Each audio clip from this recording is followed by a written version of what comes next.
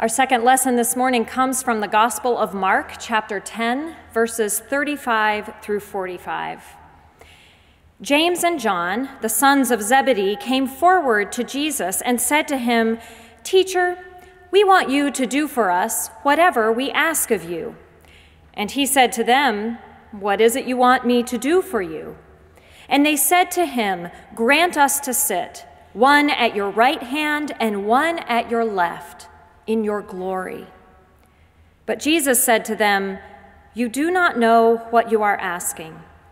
Are you able to drink the cup that I drink, or be baptized with the baptism that I am baptized with?" They replied, "We are able." Then Jesus said to them, "The cup that I drink you will drink, and with the baptism with which I am baptized, you too will be baptized. But to sit at my right hand or at my left is not mine to grant, but it is for those for whom it has been prepared." When the 10 heard this, they began to be angry with James and John. So Jesus called them and said to them, "You know that among the Gentiles, those whom they recognize as their rulers lord it over them, and their great ones are tyrants over them.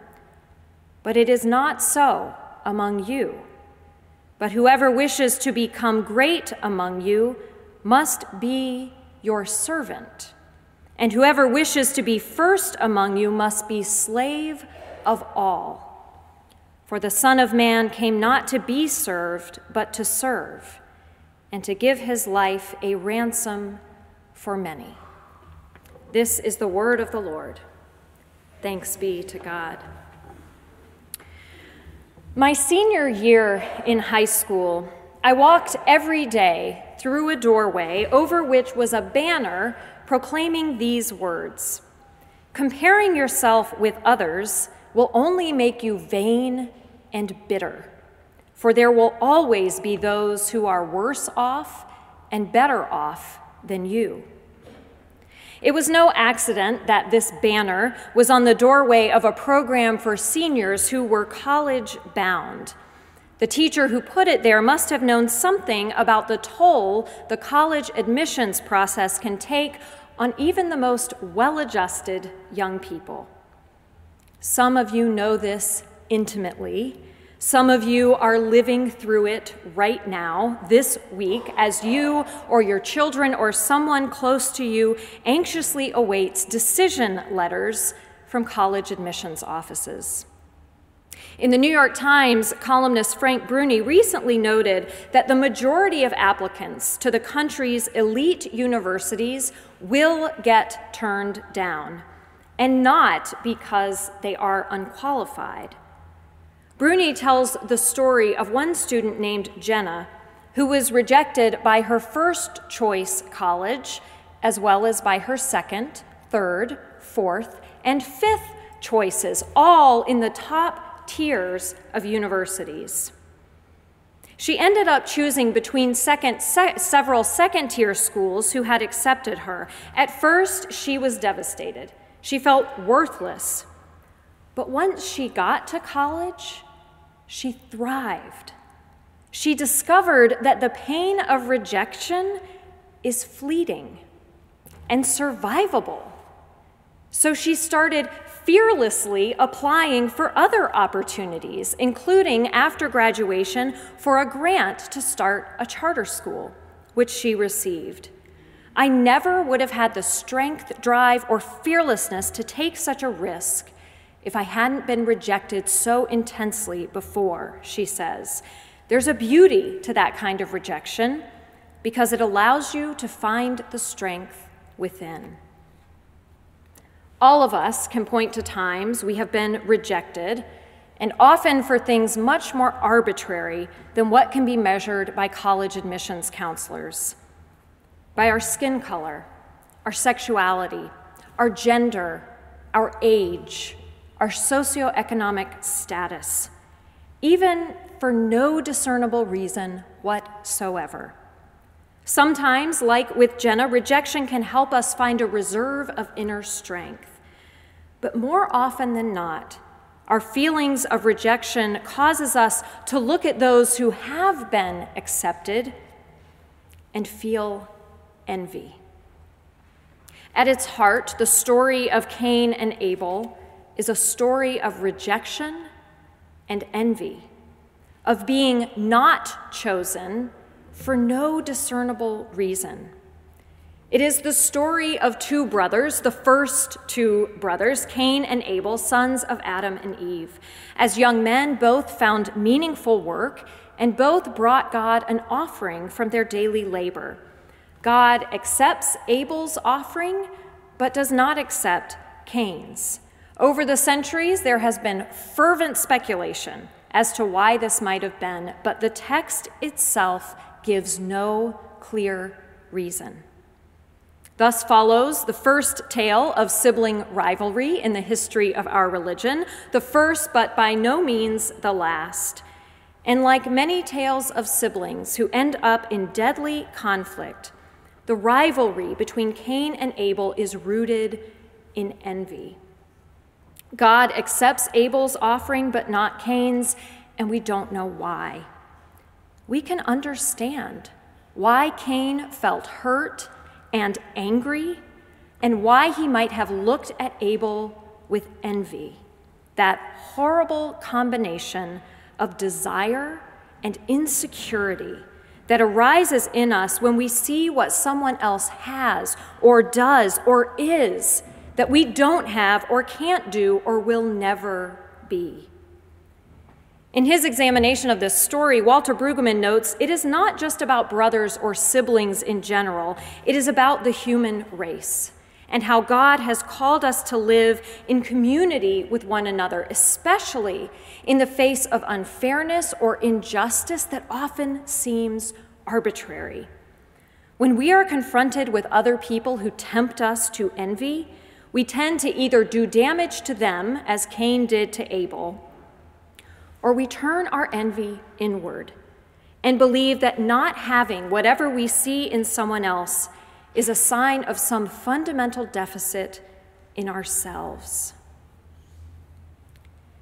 Melanie went to high school at a public school in the Bronx called University Heights. It was a school that served mostly Puerto Rican and Dominican kids from poor neighborhoods, and the school itself was so poor that the cafeteria had been converted to classroom space. There was no library, there were no advanced placement classes. It did have a child care center, though, for the students who had already had babies. The first day she arrived at high school was a crushing disappointment to Melanie. She was a good student, and she had been so excited for high school, excited to learn, to read, to be challenged in her classes. But from the very first day, she realized she would get little of that at a school so lacking in resources. One of Melanie's teachers had paired up with a teacher at another school in the Bronx, a private school called Fieldstone, and the students of these teachers became pen pals. Eventually, the teachers made arrangements to have the University Heights students visit Fieldstone. Fieldstone is an elite private school, elite to the tune of $43,000 for 1 year's tuition. Even though it's just 3 miles from Melanie's public school, it is a world apart, set on 18 acres of land with stone buildings connected with beautifully landscaped paths. There are huge windows that let in the natural light, a dance studio, a pool, a quad, a big stone arch with the school's motto on it.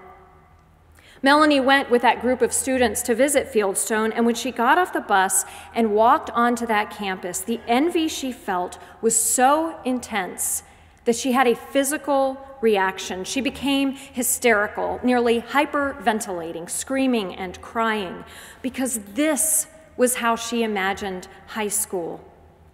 And she would have thrived there. She was a standout student that all her teachers and classmates admired. But that day at Fieldstone, something broke inside her. Seeing what was available to her privileged peers convinced Melanie that she could never have what they had. She knew there was no innate difference between her and these wealthy kids. She knew that it was not a reflection of her worth or her abilities, but the contrast of what they had and what she did not was paralyzing. Unlike Jenna, who used her rejection, her envy of her Ivy League peers to find strength within, Melanie's envy caused her to give up. After not getting chosen for a highly competitive program that would have sent her to college for free, she left high school and went to work at a grocery store, burying her gifts as deep as she could. Now that we are almost to the end of this sermon series on the 7 deadly sins, hopefully you have identified some ways these sins tempt you from time to time. But in our particular culture, in our capitalistic society, envy is perhaps the most unavoidable of the 7 sins. In his book, Old Money, Nelson Aldrich writes that envy is so integral and painful a part of what animates human behavior in market societies that many people have forgotten the full meaning of the word, simplifying it into one of the symptoms of desire. It is a symptom of desire, which is why it flourishes in market societies, but envy is more or less than desire. He goes on, it begins with an almost frantic sense of emptiness inside oneself, as if the pump of one's heart were sucking on air. One has to be blind to perceive the emptiness, of course, but that's what envy is, a selective blindness. Invidia, Latin for envy, translates as non-sight. And Dante had the envious plodding along under cloaks of lead, their eyes sewn shut with leaden wire. What they are blind to is what they have, God-given and humanly nurtured in themselves. Envy is indeed a kind of blindness. To envy is to lose sight of what we have and who we are. It is to lose sight of whose we are.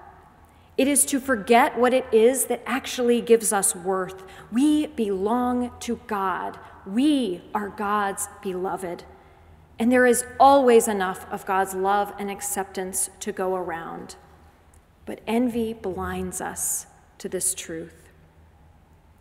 The writer Anne Lamott laments in her book, Grace Eventually, that jealousy has always been my cross, the weakness and woundedness in me that most often caused me to feel ugly and unlovable. I've had many years of recovery and therapy, years filled with intimate and devoted friendships, yet I still struggle. I know that when someone gets a big slice of pie, it doesn't mean there's less for me. In fact, I know there isn't even a pie, that there's plenty to go around, enough food and love and air, but I don't believe it for a second. I secretly believe there's a pie, and I will go to my grave brandishing my fork. James and John were certainly brandishing their forks when they approached Jesus to try to claim their special place in God's kingdom. Poor Jesus. He keeps trying to explain to his disciples, to us, the trajectory of his life: suffering, rejection, being killed, and being raised again.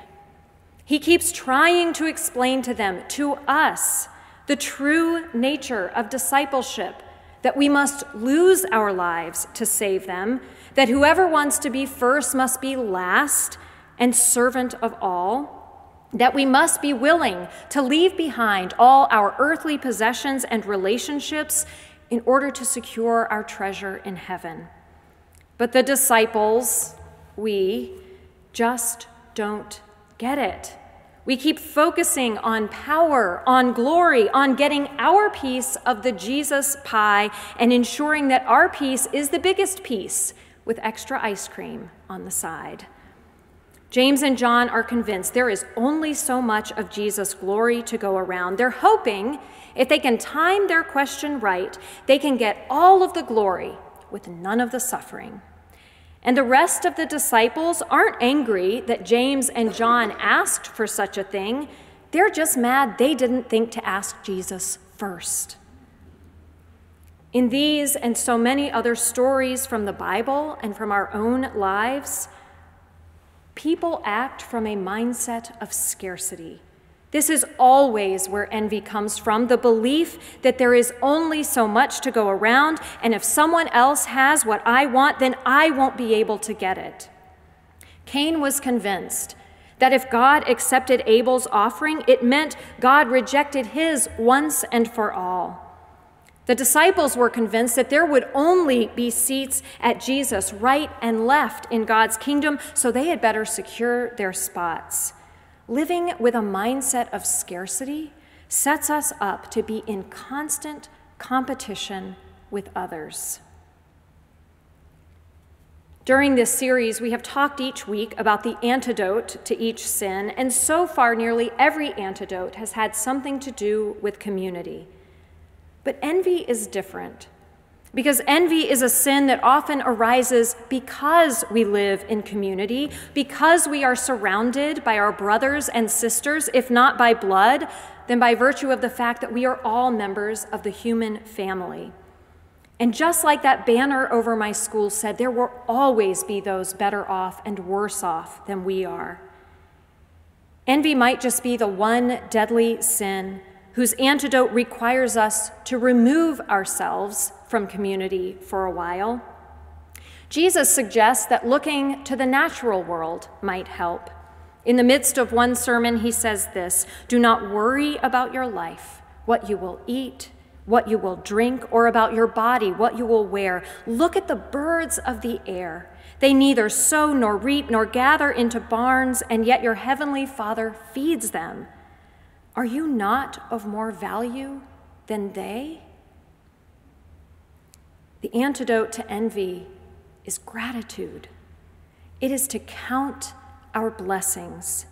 It's to take time each day to look not at what others have that we don't, but to acknowledge what we know to be true, what Jesus' life, death, and resurrection have shown us once and for all, that there are no limits to the spaces available in God's kingdom, that God's fundamental, unconditional acceptance and love is available to everyone.